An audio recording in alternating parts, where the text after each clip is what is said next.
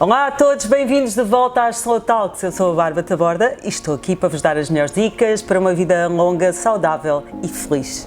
Quem vos trago aqui hoje como convidado? Manel Rodrigues, mais conhecido por Manu, professor de Yoga, professor de Jiu-Jitsu e fundador da Manu School of Yoga, que já formou dezenas de professores.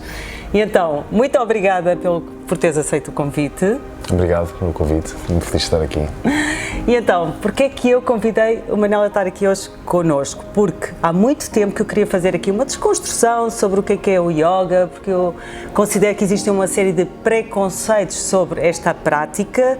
Muita gente considera que é uma série de posturas altamente complexas e acrobáticas para se fazerem, e o yoga nada tem a ver com isso, é uma filosofia de vida e que nós podemos encaixar de várias formas na nossa vida, certo, Manel? Exatamente. Portanto, eu acho que a primeira coisa que temos que perceber é que o yoga é uma palavra que encaixa muita coisa. E então o yoga é uma série de práticas diversificadas, com filosofias e linhas completamente diferentes e às vezes até contraditórias. E então eu acho que toda a gente se pode identificar com um estilo ou com outro, com um professor. Há muita coisa que se pode fazer dentro da prática de yoga e também é posturas acrobáticas, porque tem uma influência acrobática, a prática de Hatha Yoga e as coisas que nós estamos mais habituados a ver, mas pode ser muito para além disso. Então temos que perceber que o yoga é a filosofia, o yoga é práticas de meditação, portanto essencialmente e quase no desenvolvimento quase todo do yoga isso foi a prática principal, e também tem a prática física, que pode ser feito de uma forma mais acrobática, é verdade, mas também dá para fazer de uma forma mais terapêutica e, portanto, tem técnicas de respiração, tem uma série de coisas. Eu acho que o yoga engloba muita coisa, quase tudo o que tem a ver com o corpo, com a mente, com a alma, está incluído um bocadinho na filosofia do yoga. E o yoga é para todos? Pode ser para todos. Eu acho que nem todos os estilos, nem todos os métodos são para toda a gente, não é? Portanto, lá está, estamos a referir estes métodos mais acrobáticos. Há pessoas com condições físicas que não podem fazer esse tipo de métodos, não é? Isto é como qualquer outra coisa, não é? Nem toda a gente pode fazer todo o desporto, há pessoas que estão limitadas. Mas eu acho que há yoga para toda a gente, portanto, sim. Então, de que forma é que tu consideras que a nível de saúde o yoga tem um impacto? Bom, pode ter e pode não ter. Eu nestas coisas sou muito sensato porque, lá está, claro que é importante que os professores de yoga, que se encontre sempre um professor de yoga sério e que sabe o que é que está a falar nesse aspecto, não é? Acho que pode ter vários impactos a nível de saúde, não é? Portanto, mobilidade no geral, eu acho que é uma coisa importante. Acho que este tópico é muito importante hoje em dia da saúde mental, não é? Uma coisa que se fala no yoga desde sempre, não é? Porque muita gente que começou a estudar a mente já começou a perceber que com o estímulo excessivo de informação e de coisas que nós temos hoje em dia, que havia efeitos na saúde mental e que é uma coisa que tem que ser bastante preservada, e no yoga nós trabalhamos bastante isso. Portanto, a nível físico tem montes de benefícios, não é? E mais uma vez nós podemos criar uma metodologia para o que nós queremos, ou seja, se queremos tratar mais da mente, podemos fazer uma prática mais meditativa, usar a prática física de yoga também como uma meditação em movimento. Por exemplo, uma pessoa que tenha uma circulação um bocadinho mais fraca pode usar inversões ou os braços para cima ou um movimento para aumentar a circulação. Portanto, eu acho que nós podemos utilizar a prática de yoga no fundo para o que queremos, não é? É engraçado, estavas a falar, eu estava-me a lembrar de como é que eu própria comecei a minha prática de yoga, porque eu fui uma pessoa muito resistente ao yoga. Ou seja, eu até aos 40 anos sempre fui uma menina do fitness, sempre adorei fazer desporto. Claro. Eu faço desporto desde que me lembro de ser gente, porque também tenho um pai que vem de uma área de desporto e incutiu muito isso nos filhos, mas eu sempre gostei de coisas mais ativas e achava que o yoga era assim uma coisa altamente aborrecida, pronto. Sim. Mas depois de ter tido o Benjamin, eu não dormia, não tinha energia, não conseguia fazer o desporto que eu gostava e um dia decidi experimentar. E foi uma grande surpresa para mim, porque percebi que não era nada daquilo que eu achava, aquela coisa aborrecida, estar ali sentada num tapete só, que apesar disso eu hoje em dia adoro estar. Mas para te dizer que aquilo que eu senti mais de impacto no yoga em mim foi a parte que, além da parte física, obviamente, mas aquele clique que te dá no teu autoconhecimento, na tua parte de desenvolvimento pessoal. Sim. E aqui a minha questão é, porque é que o yoga impacta tanto a nossa vida? Ou seja, eu podia dizer, isto foi o meu caso pessoal, mas eu revejo isto em muitas pessoas que eu conheço e começaram a praticar yoga. Ou seja, no momento em que começaram a praticar, a vida delas começou a mudar. Houve uma tomada de consciência diferente. Claro. Porquê que isso acontece? Bom, claro que há várias razões e há aqui montes de variantes que eu também não posso controlar, todas as pessoas são diferentes, as experiências são diferentes, mas, por exemplo, esta semana nas aulas estava a falar de uma coisa que eu acho que é importante as pessoas perceberem, que falaste do autoconhecimento, o yoga é uma prática de autoconhecimento, e o que é que isto quer dizer? Quer dizer que nós aprofundamos a relação com nós próprios. E isto é como qualquer outra relação, nós podemos pensar numa relação amorosa e é um bocado a mesma coisa. Se as pessoas se abrirem uma à outra, se explorarem uma à outra, no fundo a relação fica mais madura, fica mais profunda e fica mais harmoniosa. Por isso é que muitas vezes no fim das práticas nós cantamos um mantra que é o Om Shanti Shanti Shanti. Shanti quer dizer paz ou harmonia e muitas vezes diz 3 vezes porque é um para o corpo, outro para a mente, outro para a alma, não é? Mas por outras palavras, eu acho que o aprofundar do nosso autoconhecimento, dos vários aspectos de nós próprios, vai sempre trazer muito mais harmonia, vai sempre trazer um sentido muito mais transformador à vida, porque eu acho que hoje em dia é muito mais fácil nós queremos escapar e não nos confrontarmos com as nossas dificuldades, com as nossas limitações, do que nos confrontarmos, não é? Mas a realidade, isto é como uma relação, não é? Nós podemos viver numa relação infelizes toda a vida porque estamos confortáveis ali, ou se nós quisermos realmente trabalhar nela, às vezes dá trabalho e é a mesma coisa com o nosso sistema, não é? Dá trabalho conhecer um sistema tão complexo, não é? Porque nós pensamos que o nosso corpo é uma coisa, quer dizer, o nosso corpo é altamente complexo, a nossa mente é altamente complexa e eu acho que se nós estivermos disponíveis para isso, eu acho que só vai trazer coisas boas para a vida, não é? O corpo e a mente estão, e as nossas emoções estão completamente interligados, são um só. Claro. E, por exemplo, habitualmente, quando tu começas uma prática, normalmente escolhes um tema e desenvolves essa prática à volta desse tema. Sim. E o que é certo é que as pessoas acabam sempre as aulas, eu falo pela experiência própria, ali num momento interno de reflexão e há sempre ali os cliques, não é? Os insights e os triggers que são altamente mexidos ali dentro através dessa prática. Claro. Portanto, tu quando decides escolhes esse tema, tu já sabes que aquilo vai de encontro a algo que vai trabalhar essa parte do autoconhecimento da pessoa. Claro, os temas servem para muita coisa, não é? Os temas servem para conseguir passar informação de uma forma, com alguma metodologia para as pessoas poderem reter a informação que foi passada na aula e os temas são variados, não é?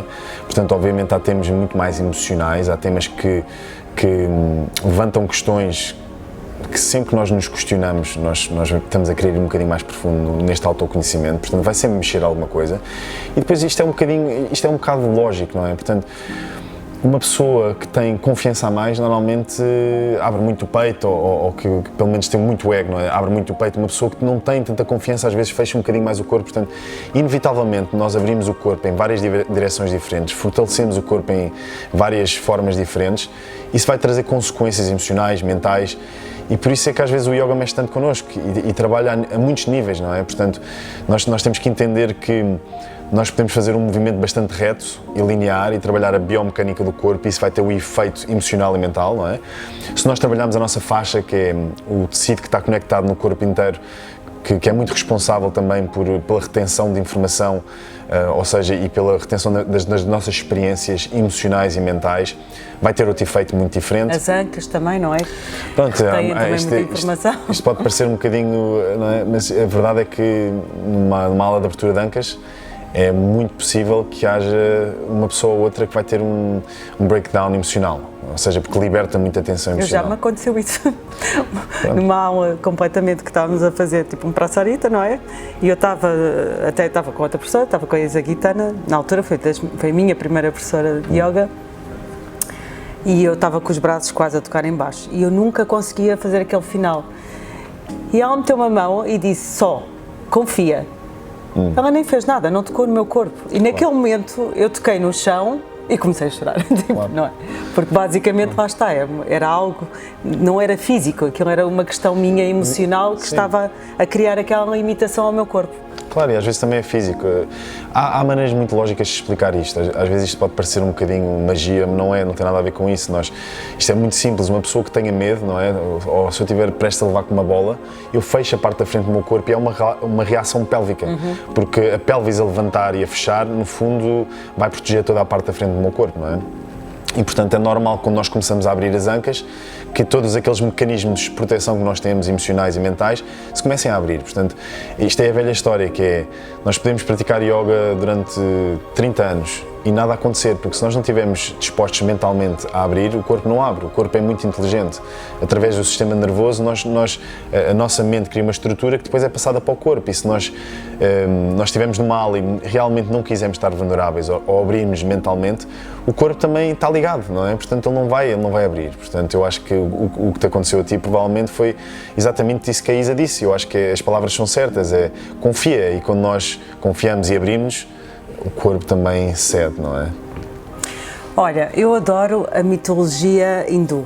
Adoro aquelas histórias, acho-as mesmo mágicas, estão muito bem criadas, muito bem estruturadas, elas trazem uma mensagem subliminar muito impactante, não é? E tu contas muitas dessas histórias nas aulas, que eu adoro, e gostava que tu escolhesses uma e partilhasses aqui uma neste episódio. Eu também gosto muito de histórias, acho que as histórias é uma maneira muito simples de nos relembrarmos de coisas muito profundas, e eu acho que, por exemplo, há uma história que eu acho que muita gente se pode identificar e pode ser muito direcionada para o yoga, mas também na realidade pode ser para a vida, não é? Porque é o propósito. Portanto, eu começo sempre as minhas histórias de uma forma, que é há muito, muito tempo atrás, e não há tanto tempo atrás, porque esta história acontece aqui dentro de nós, dentro de cada um de nós, talvez uma personagem diferente, uma altura diferente da história. Havia uns praticantes de yoga que quiseram mesmo ir a fundo. Então eles decidiram ir para o meio da floresta com as suas mulheres e os filhos e praticar yoga, e dedicarem-se ao yoga e criarem uma rotina diária de manhã à noite. Pronto, e eles fizeram isso. E os primeiros anos que eles fizeram isso foi maravilhoso, eles foram a fundo, eles conseguiram ter insights bastante profundos, o corpo deles começou a abrir bastante, a relação da comunidade estava impecável, pronto. Só que, passado um tempo dessa rotina, que se tornou um bocadinho rígida, eles começaram, ou pelo menos eles esqueceram-se um bocadinho da razão primária que eles foram para o meio da floresta, não é? Então começaram a ficar mais enresinados uns com os outros, na comunidade, começou a haver alguns problemas, algumas lesões, dificuldades a meditar, e para além disso a prática ficou rígida demais. E enquanto isto tudo estava a acontecer, há um Deus que é Shiva, não é? Portanto é uma personagem que também está dentro de nós, é uma qualidade também dentro de nós, não é? Que começou a olhar para aquilo, e Shiva adora este tipo de dramas, e virou-se para Vishnu, que há uma trindade, não é? Que é Brahma, Vishnu e Shiva, que é Brahma o criador, Vishnu aquele que sustém e Shiva aquele que transforma, destrói. Ele vira-se para Vishnu e diz: Vishnu, queres vir lá abaixo à terra porque eu queria fazer uma coisa, vem comigo, faz-me companhia. Então Vishnu foi, e eles puseram-se assim de longe a ver estes yogis a praticar de uma forma muito rígida, não é? E Shiva disse assim: olha, tu vais te transformar numa forma que é, pronto, isto depois são transformações dos deuses, não é? Portanto, há Vishnu, uma extensão de Vishnu é Lakshmi, e outra extensão de Lakshmi é Mohini, que é uma forma sexy de Lakshmi, portanto é uma mulher bastante sexy. Então Vishnu transformou-se em Mohini, que é uma forma sexy, né, de Lakshmi, e Shiva ficou completamente nu, e entraram para o meio da floresta onde eles estavam a praticar, e claro que eles estavam tão rígidos e dogmáticos, quando viram o desejo, não é? Começaram tipo: não venham para aqui, vão-se embora. E Shiva continua a andar, então eles foram aos recursos deles. Pegaram uma cobra e mandaram a cobra em direção a Shiva, e Shiva encantou a cobra e pôs à volta do pescoço. Depois mandaram um tigre, o Shiva matou o tigre, tirou a pele e cobriu as partes íntimas. Mandaram-lhe fogo, ele agarrou no fogo e disse: isto também é yoga, portanto isto tudo tem simbolismos, quer dizer, o fogo da transformação, não é? E por último mandaram-lhe um demónio, que é um anão, e ele pisou em cima do anão e começou a dançar. E esta dança que ele fez, portanto, chama-se Shiva Nataraja, não é? Mas no fundo ele fez uma dança chamada Ananda Tandava. Ananda Tandava quer dizer o quê? Ananda, no fundo, esta palavra em português é difícil de traduzir, em inglês há uma palavra melhor que é bliss, mas vamos dizer que é um estado auspicioso, abençoado. Abençoado. E ele começou a fazer esta dança, e todas as pessoas que estavam lá ficaram um bocado tipo, porque é um momento auspicioso da vida, portanto nós podemos ver como uma dança, mas é qualquer coisa na nossa vida que vem e que nos tira as rigidezes, que nos baixa a guarda um bocadinho, não é? Portanto, aquele momento que tu tiveste foi um momento, de certa forma, de Nanda Tandava, não é? Naquela postura, não é? Que libertaste, e foi um misto de não querer e querer, não querer e querer, não é? E começaram naquela dualidade. Entretanto, Mohini tem que voltar para cima, como Vishnu chega à casa e outro amigo dele olha para ele e diz: o que é que te aconteceu? Tipo, estás brilhante, estás com um ar, tipo, feliz, o que é que tu viste? Ele disse: eu vi a grande dança, a Nanda Tandava, e isto começou a ficar quase uma coisa que toda a gente queria ver. Então as pessoas no mundo e no mundo dos deuses começaram a desejar sempre ver esta grande dança da Nanda Tandava. Portanto, temos aqui uma parte da história que é: estes yogis foram para o meio da floresta, inicialmente com uma intenção boa, mas como tudo na vida e como todos os métodos, os métodos podem ser uma grande ferramenta, mas também podem ser a maior armadilha que existe. Porque no momento que um método se torna um dogma, nós perdemos um bocadinho a conexão de porque é que usámos aquele método. E portanto temos aqui um lado da história, não é? Portanto a rigidez, o dogma, isto acontece muito no mundo do yoga, mas não só. Nós temos as nossas crenças e às vezes as coisas mudam, a idade muda, e então nós temos que às vezes adaptar um bocadinho, e se ficamos rígidos, nós perdemos a auspiciosidade da vida. E o propósito desta primeira parte da história é isso. A segunda parte era uma mulher que estava ao pé de um rio e estava a rezar para ter um filho, não conseguia. Então os deuses mandaram-lhe um filho, ela engravidou por magia, vamos dizer, isto também faz parte da história, não é? E nasceu um filho chamado Patanjali, que era meio serpente, meio homem, ou meio rapaz, não é? E este miúdo era especial porque era filho dos deuses. E quando ele cresceu, a primeira coisa que ele disse à mãe foi: eu quero ver a grande dança da Nanda Tandava. Então tudo o que ele fazia era para ver a Nanda Tandava. Ele pedia, ele rezava, ele praticava yoga. E claro que isto não é assim. A auspiciosidade da vida vem quando tem que vir, e às vezes em momentos mais inesperados. Pode vir de formas uma grande beleza, mas também podem vir em momentos traumáticos da vida, não é? Portanto, nós às vezes acordamos para a vida em momentos traumáticos. É isto que quer dizer. Grande parte das vezes, infelizmente. Pois é, porque às vezes não fazemos o trabalho para ser de outra forma, ou tem que ser assim. Mas a realidade é que ele um dia estava mesmo frustrado, porque ele não conseguia ver a Nanda Tandava.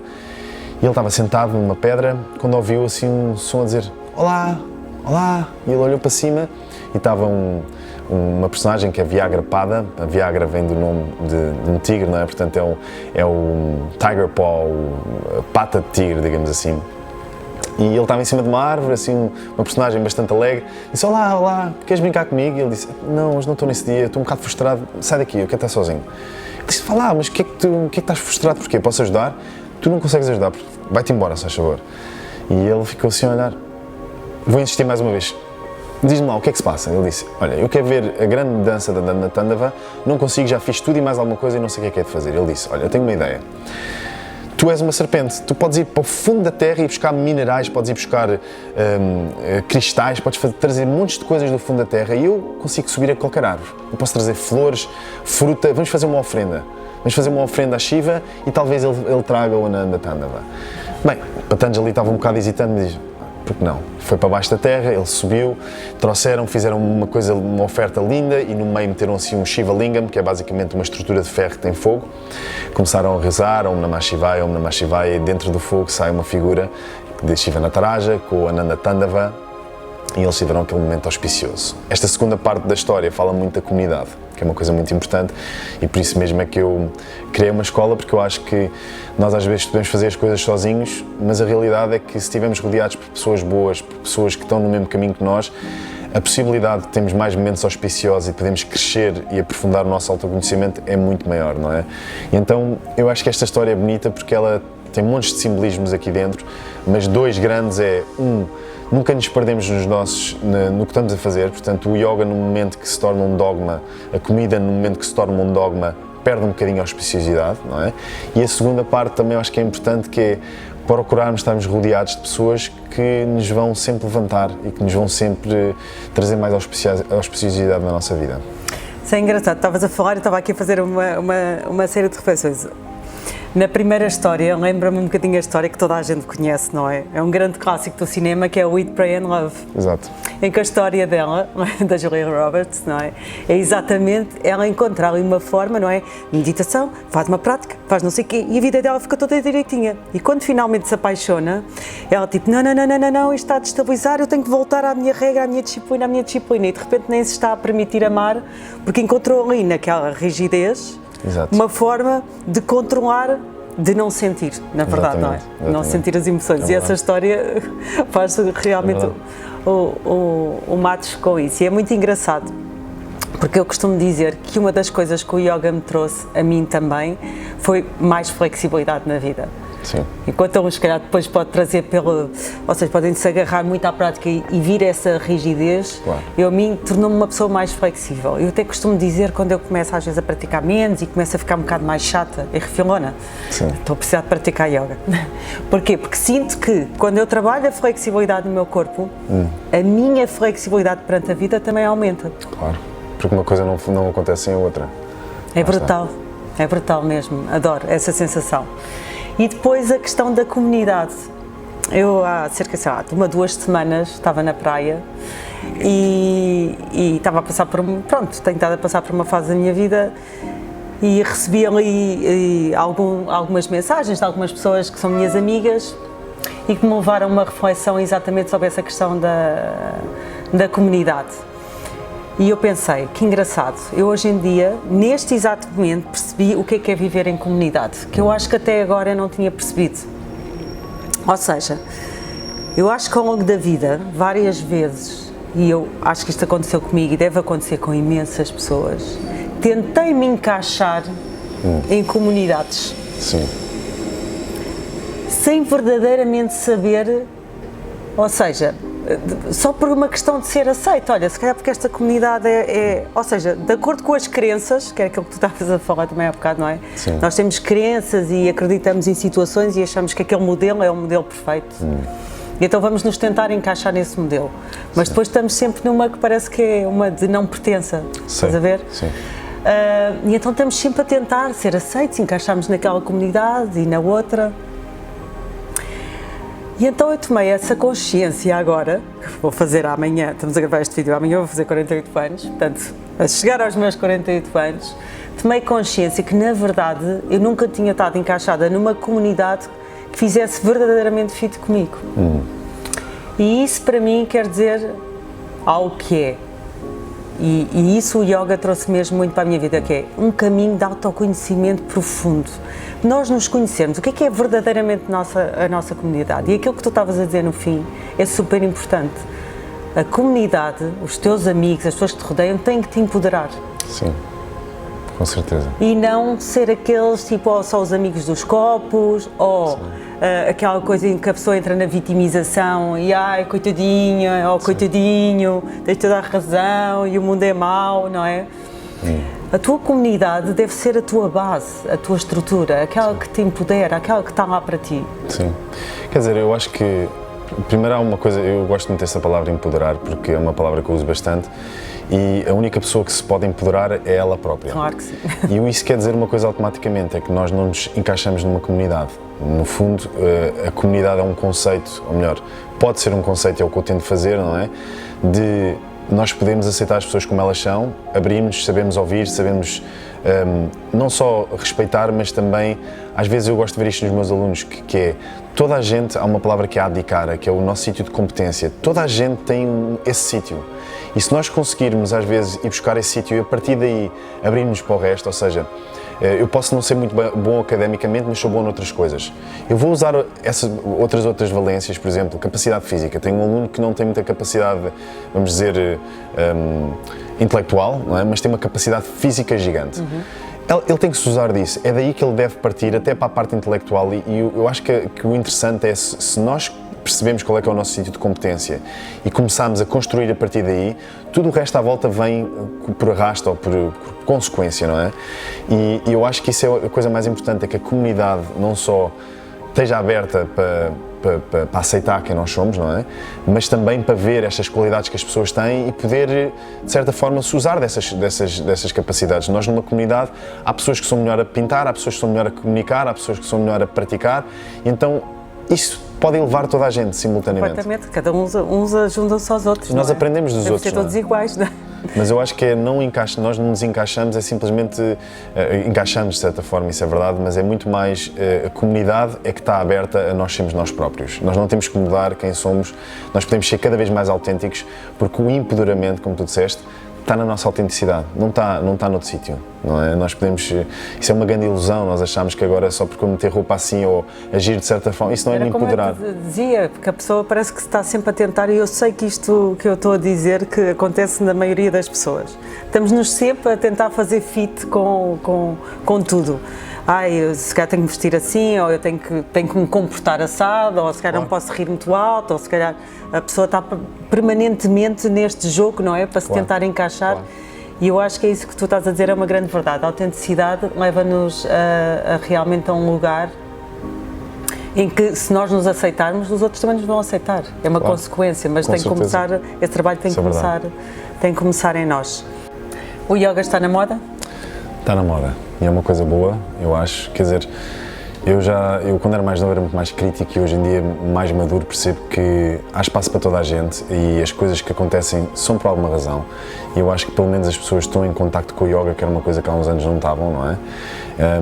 E isto é como tudo, as pessoas criticam, claro, como está na moda, toda a gente quer fazer, há pessoas pouco sérias a fazer, apropriação não sei o quê. Com certeza, mas isso vai acontecer inevitavelmente em tudo, não é? Isso faz parte da evolução, não é? E também, com isto está na moda, o yoga também evolui muito, portanto isto é uma coisa também importante de dizermos, que às vezes só vemos a parte má e não vemos a parte boa, mas sim, está na moda, sim. Eu até tenho, outro dia dei por mim a fazer esta reflexão, porque ouvi um yogini internacional muito crítico a dizer agora tudo é yoga, toda a gente faz yoga, tudo não sei o quê. E eu estava a ouvir aquilo e pensei, o que é que eu penso realmente acerca disto?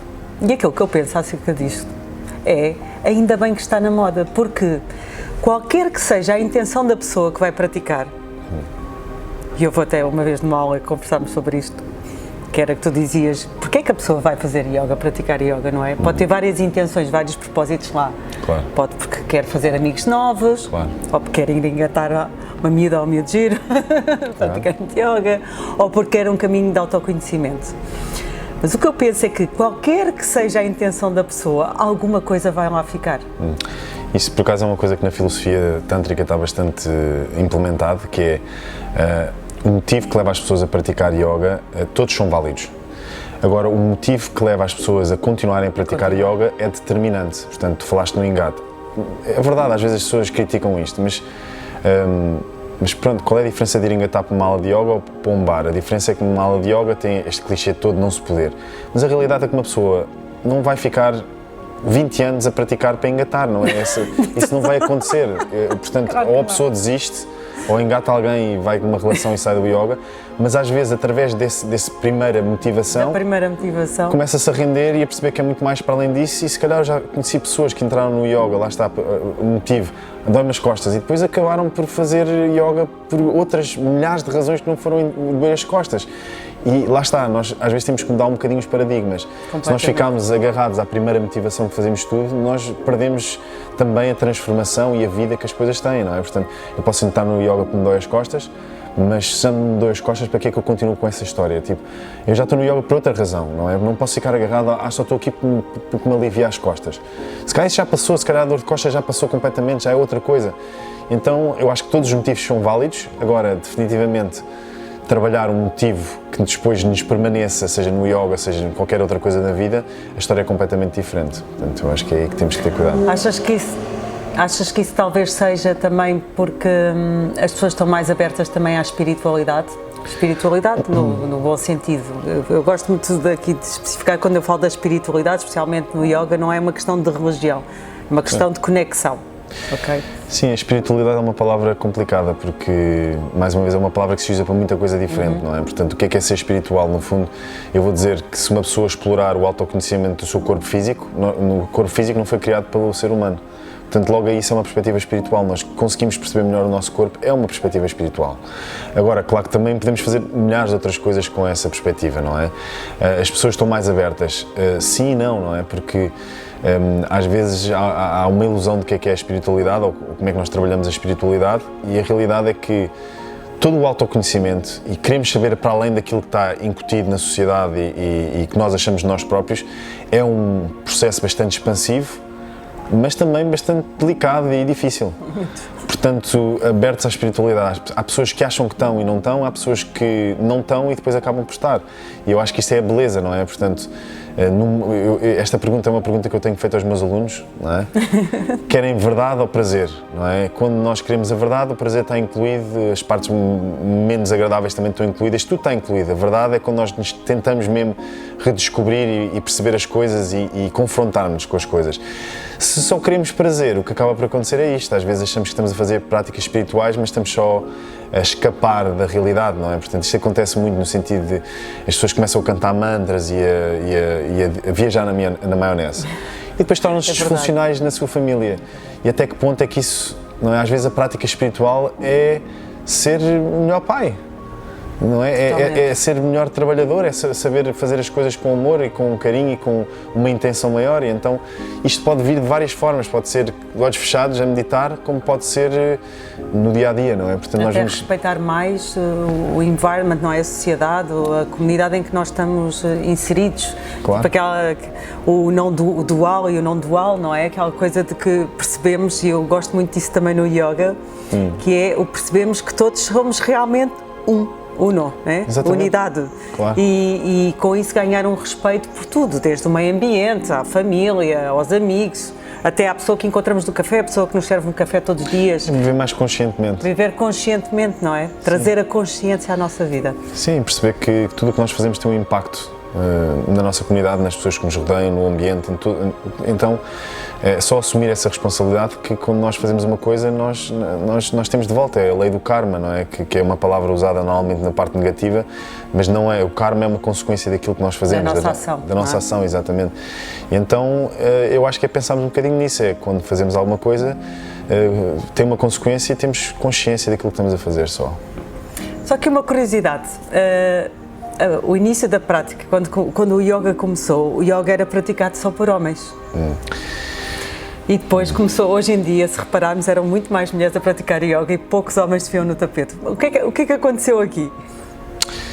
Bom, isso vem muito com a história, não é? No fundo, no início, na altura védica, era praticado por homens, não é? Depois houve um movimento que foi o Shramanas, que é no fundo a essência do yoga. Isto ainda está para se descobrir, mas já está público, mas há muitas pessoas que não sabem. O movimento Shramana, que é a essência do yoga, na raiz do yoga, no fundo já tinha homens e mulheres. E depois estamos a falar de filosofias. Há filosofias mais clássicas que são muito mais direcionadas com os homens, e as filosofias tântricas sempre incluíram mulheres. Aliás, há movimentos tântricos que eram só de mulheres. Portanto, eu acho que isso também foi depois coisas que foram criadas não tanto através do yoga, mas muito mais através da sociedade, porque a sociedade até há pouco tempo, se não ainda, é muito machista, não é? E então nós olhamos para filosofias tântricas, nós percebemos que isso não estava, porque foram filosofias muito além da sociedade, ou seja, foram um bocadinho controversas, não é? E portanto nós temos que perceber que isto não baseava isso tanto no yoga, baseava muito mais nos países. O conceito também que se vivia na própria sociedade. E hoje em dia sim, o yoga é praticado por muitas mulheres. Mais mulheres que homens. Mais mulheres que homens, mas isso eu acho que é um ciclo que também vai mudando, não é? Já começas a ter muito mais homens a praticar? Eu sempre tive muitos homens a praticar. Pois. E tenho ondas. Houve alturas que até tinha mais homens que mulheres, mas isso depois também depende do professor, não é? Porque nós temos que entender que se for uma mulher muito feminina e muito puxada para não é? Para o lado mais feminino vão atrair mais mulheres. E eu acho que os professores têm que ter esta capacidade de ambos terem a capacidade de ter energia feminina e masculina. E pronto, e as pessoas identificam-se mais com umas pessoas que outras, não dá para... Não é? Isso é outro preconceito que existe, que é os professores de yoga andam todos com uma pinta na testa, falam assim. Por isso é que eu quando quis trazer alguém para a área do yoga, te escolhi a ti, porque é uma pessoa que é completamente aquilo que as pessoas não estão à espera Não estão à espera porque lá está, porque existe esse pré-conceito do que é um professor de yoga. Eu acho que se uma pessoa fala calmamente e se identifica por uma bindi na testa, eu acho que é ótimo, eu não critico isso. Claro que não. Eu acho que, como eu já vi muitas vezes, pessoas que não eram assim, meteram essa máscara, mas atenção, eu não estou a criticar, porque na adolescência nós fazemos isso. Pessoas que se viram, sei lá... É que eu estava a dizer há bocado, usamos máscaras, estamos sempre a adaptar-nos a... São momentos de rebeldia, nós temos às vezes que nos perder para nos encontrarmos, e eu acho que o mais importante é a prática de yoga tornar-nos cada vez mais autênticos. Eu conto sempre esta história, posso contar? Podes contar à vontade. Muito rápido. Não sei o que é que vais contar, mas podes contar. Mas eu conto esta história porque eu acho brilhante, que era o meu tio Manel, era uma pessoa, morreu de cancro, mas era um gozão, não é? E era aquela pessoa que no Natal desconstruía tudo e estava sempre a gozar connosco e mandava-me chapadas no cachaço, por aí fora.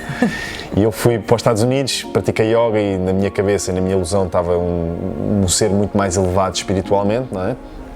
E uma vez eu vi-o na praia, depois quando vim dos Estados Unidos, e estava com uma roupa diferente, com uns colares, e eu pensei, pronto, já vou levar um gozo, não é? E interessantemente ele esse dia chegou ao pé de mim, falou normalmente comigo, perguntou-me da minha mãe, e depois, antes de eu ir embora, ele mandou-me assim 2 chapadas na cara e disse, eu vou alterar, posso ter palavrões ou não? Não. Sacana, começa por C, sacana, continuas exato, não mudaste nada. Não mudaste nada. E aquilo para mim naquele momento foi ofensivo, porque eu achava que tinha mudado, mas eu hoje em dia penso que aquilo foi o maior elogio que alguma pessoa me pode dar, que é uma pessoa que me conhece desde bebê, por mais que eu mude a minha roupa... Ele só viu a tua essência. Ele viu a minha essência, e por mais que eu mude de profissão, a minha roupa, aquilo onde eu vivi, a essência está lá. E eu acho que isto é o mais importante das pessoas perceberem em relação ao yoga. Isto é o que o yoga deve realmente fazer. Se às vezes nós desviamos um bocadinho desse caminho, eu não critico, porque eu acho que é um paralelismo com a adolescência. Nós às vezes na adolescência extravasamos, mas depois o ponto é também encontrarmos outra vez as nossas raízes, portanto. E para terminar, podíamos estar aqui horas a debater temas, mas para terminar, assim um conselho para alguém que queira começar a praticar. Pronto, eu acho que está sempre aberta a mais que uma experiência, porque nós não podemos definir a experiência numa prática só. Depois temos que perceber que temos que nos identificar com o professor, e eu isto não gosto de aconselhar. Eu sou provavelmente dos únicos professores de yoga que aconselho os meus alunos a experimentarem vários estilos e professores diferentes, porque eu acho que se houver uma identificação forte que funciona naquele momento, eu acho que é aquele caminho que tem que seguir. E também a mesma coisa digo que se um dia as pessoas se deixarem de se identificar com a minha maneira de ser e com o meu ensino, devem ir para outro sítio, eu não levo nada a isso a mal. Portanto, eu acho que primeiro encontrar uma pessoa que se identifiquem. Experimentarem mais que uma vez, portanto todos os professores têm temas, têm dias, não é? E às vezes chegamos até podemos apanhar um dia mal de um professor, ou um dia não tão forte, ou um dia mais em baixo. Então, e a primeira experiência, às vezes é a primeira impressão que fica muito impactante, mas é como tudo, nós temos de desconstruir as primeiras impressões, porque senão achamos que yoga é isto. Não, é experimentar estilos diferentes, procurar aquilo que se encaixa para nós, e eu acho que às vezes as descrições dos estilos podem ajudar, não é? Se é um yoga mais dinâmico, se é um yoga que tem algum cuidado com o alinhamento, e se temos lesões temos de ter algum cuidado com o que é que escolhemos, não é? Pronto, eu acho que experimentar coisas diferentes, eu acho que é como tudo, não é? Se quisermos começar a comer, não é? Temos que experimentar vários restaurantes, temos que ir a vários sítios, temos que experimentar várias coisas, e há coisas que clicam e que nós sabemos que aquilo é para nós. Sim, o que é bom para mim não quer dizer que seja bom para ti. Eu, quantas aulas uma pessoa está numa aula e eu até digo, pá, aquela aula não ressoa comigo, mas ressoa com o outro, e eu nisso estou completamente de acordo contigo. Aliás, é sempre isso que eu digo também às minhas alunas, vão experimentar o máximo possível, porque há pessoas que vão gostar de um estilo, outras vão gostar de outro, e é como tu dizes, é como tudo, é como a comida, é como tudo na vida. Manel, muito obrigada pelo teu tempo, pela tua partilha. Namastê. Namastê. Namastê.